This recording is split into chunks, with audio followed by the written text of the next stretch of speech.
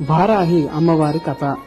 వారాహి దేవి హిందూ మత విశ్వాసాల ప్రకారం అమ్మవారి శక్తి రూపాలలో ఒకటి. ఈమెను సప్త మాతృకలలో ఒక ఆమెగా, దశమహా విద్యలలో ఒక ఆమెగా కొలుస్తారు.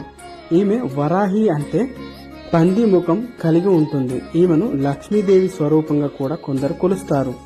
లక్ష్మీదేవి రూపంగా కొలిచేటప్పుడు ఈమెను మనిషి రూపంలో పూజిస్తారు. ఈమెను ఆరాధిస్తే జీవితంలో ఎదురయ్యే అడ్డంకులన్నీ తొలగిపోతాయని, శత్రు భయమే ఉండదని, అపార జ్ఞానం సిద్ధిస్తుందని, శక్తి జాగృతమవుతుందని చెప్తారు.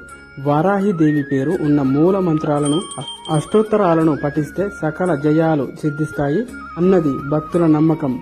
మరి ఇంతటి శక్తివంతమైన వారాహి అమ్మవారి గురించి ఆసక్తికర విషయాలను మనం ఇప్పుడు తెలుసుకుందాం. ఈమె వరాహస్వామి అర్ధాంగి, శివుడు నుండి శివాని, విష్ణువు నుండి వైష్ణవి, బ్రహ్మ నుండి బ్రాహ్మిణి. ఇలా వారాహస్వామి నుండి వరాహి ఉద్భవించింది. దేవీ మహాత్యం ప్రకారం రక్త బీజుడనే రాక్షసుడిని సంహారం కోసం దుర్గాదేవి తన దేహం నుండి మాతృకలను సృష్టించింది. అలా పుట్టుకొచ్చిన మాతృకలతో రాక్షసుడిని, అతని సేనను సంహరిస్తుంది.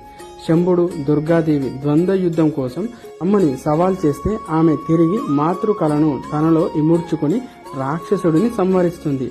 వామన పురాణం ప్రకారం మాతృకల అమ్మవారి రూపమైన చండికా నుండి ఉద్భవిస్తుంది. వీపు భాగం నుండి వారాహి పుడుతుంది.